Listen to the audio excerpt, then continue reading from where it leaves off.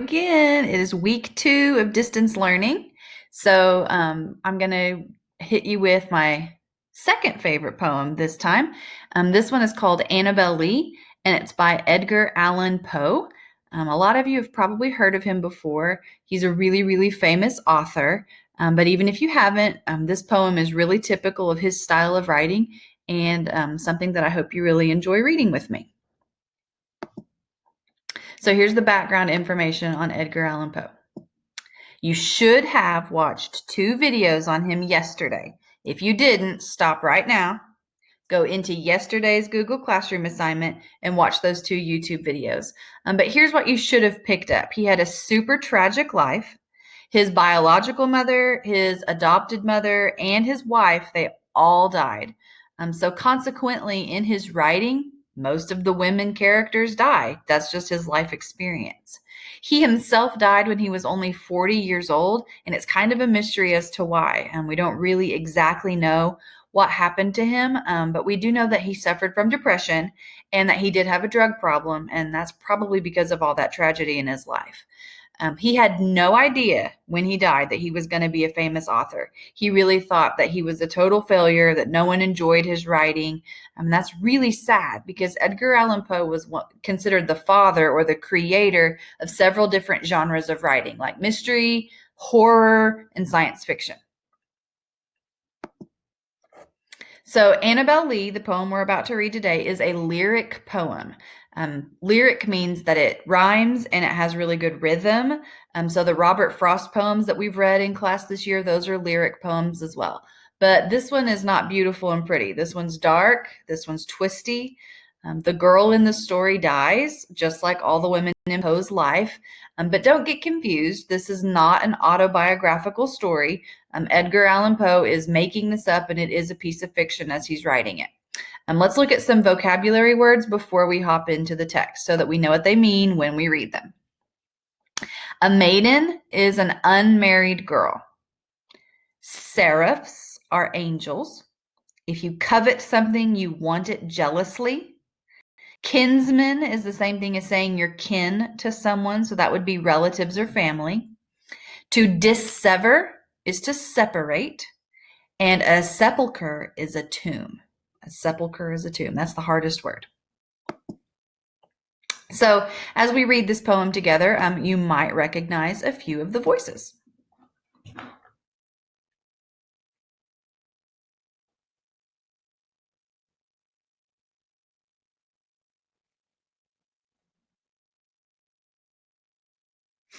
If it works.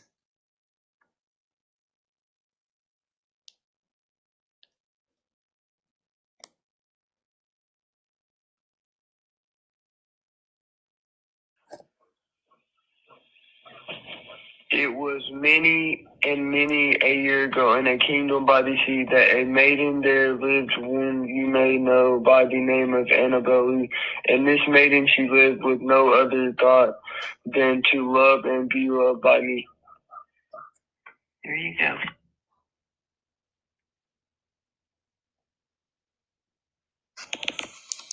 I was a child and she was a child, in this kingdom by the sea. But we loved with a love that was more than love. I and my Annabel Lee, with love that the winged seraphs of heaven coveted her and me.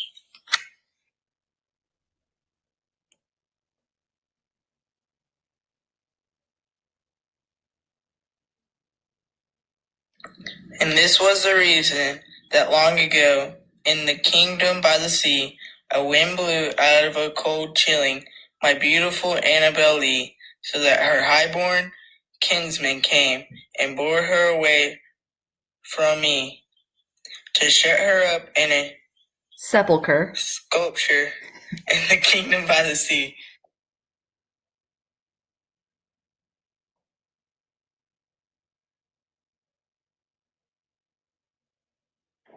The angels, not half so happy in heaven, would envy her and me. Yes, that was the reason, as all men knew in the kingdom by the sea, that the wind came out of the cloud by night, chilling and killing Annabel Lee.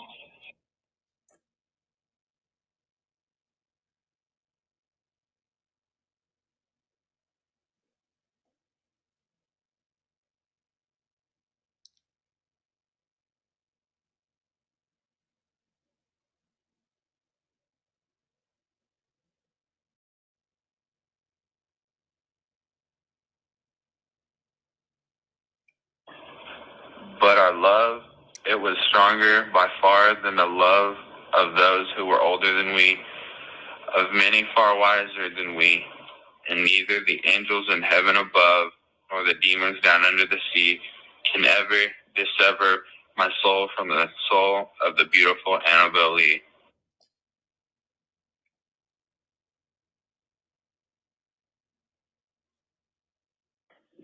For the moon never beams without bringing me dreams of the beautiful Annabel Lee. And the stars never rise, but I feel the bright eyes of the beautiful Annabel Lee. And so all the night tide I lay down by the side of my darling, my life and my bride, in the sepulchre there by the sea, and her tomb by the surrounding sea. Okay, so thank you to your classmates that volunteered to read those stanzas for me. Just like last time, I'm going to break it down a stanza at a time, and I'll point out the vocab words, the figurative language, and everything that you need to know in order to go out and answer the questions. So stanza 1, it was many and many a year ago, in a kingdom by the sea, that a maiden there lived, whom you may know by the name of Annabel Lee. And this maiden, she lived with no other thought than to love and be loved by me. So we definitely want to point out here that Annabel Lee, the girl in the story, is a maiden, which means she's an unmarried girl.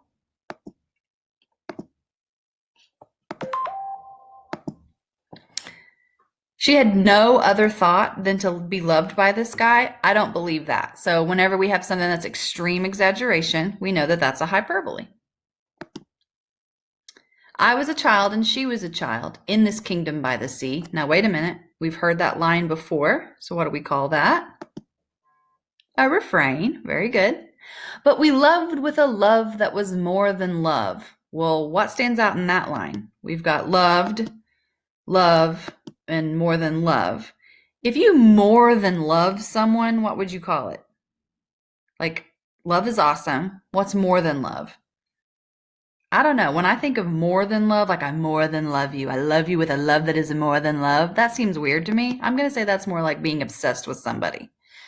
With a love that the winged seraphs of heaven coveted her and me. Well, we know that seraphs, that's a vocab word. That means angels, right? So to covet something is to be really jealous. So do you believe that angels up in heaven are jealous of people down on earth, even if they're really in love? I don't know. So far in this poem, we have two young people that are very in love, but maybe it's a step beyond love, and maybe the guy that's talking believes that the angels in heaven are jealous of them. So maybe he's not just 100% normal. Maybe he's really obsessed with this girl.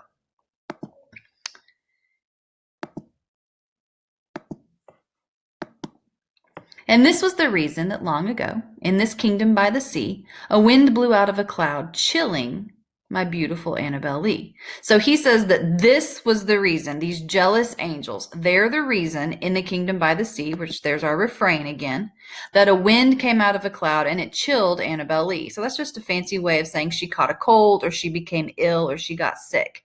So sick that her highborn kinsman came. And if you remember, kinsman is just a fancy way of talking about your relatives. They came and bore her away from me. And to bore someone away is to take them. So what would happen to Annabel Lee where she gets really sick, that her family would come and take her away from her loved one and shut her up in a sepulcher in a kingdom by the sea? And remember that a sepulcher is a tomb. Do you think many families would take one of their family members and put them in a tomb? Me neither. So what does that tell us about Annabel Lee? She's dead. She's totally dead. So the angels not half so happy in heaven.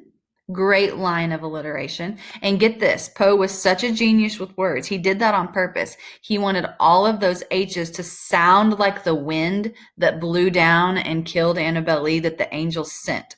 So the angels not half so happy in heaven went envying her and me. And that was the reason, as all men know, in this kingdom by the sea, there's our refrain again, that the wind came out of the cloud by night, chilling and killing my Annabel Lee.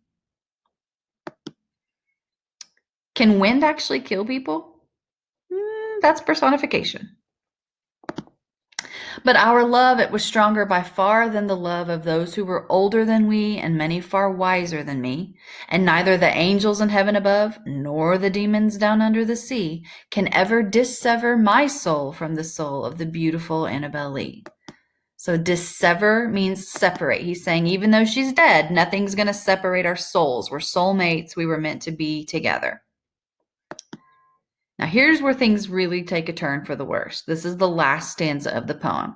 So you'll notice that the poem was written in the past. It was many and many years ago. But now, all of a sudden, this last stanza switched to the present tense. For the moon never beams without bringing me dreams of the beautiful Annabel Lee. And the stars never rise, but I feel the bright eyes of the beautiful Annabel Lee. Well, a moon can't bring you anything. Personification again. And if you can see the stars rising but feel them watching you, that's a great example of imagery. You've got more than one sensory detail there. So all the night tide I lie down by the side of my darling, my life and my bride. Wait, bride? He was really sure to point out to us that she was a maiden, but now he's talking about her like she was his bride. So do you think they got married before she died? Or do you think he married her after? I don't know. And if this is in the present tense and he's talking about lying down by her side in the sepulcher there by the sea, in her tomb by the sounding sea, that means he's still doing it. So this happened many and many years ago, but he's still going each night and laying in her tomb with her to sleep. Yuck, right? I told you this was dark and twisty. And then I also want to point out that those last two lines there have sepulcher and sea, sounding and sea. That's another example of alliteration. And again, he very much did that on purpose. He wanted the H's to sound like the wind, but he wanted these S's to remind you of the waves of the ocean right there by her tomb that he's listening to every night when he goes to sleep by her side. So first glance, you think, oh, this is such a romantic and sweet poem. But when you really dig down into it, it's kind of dark and twisty, right?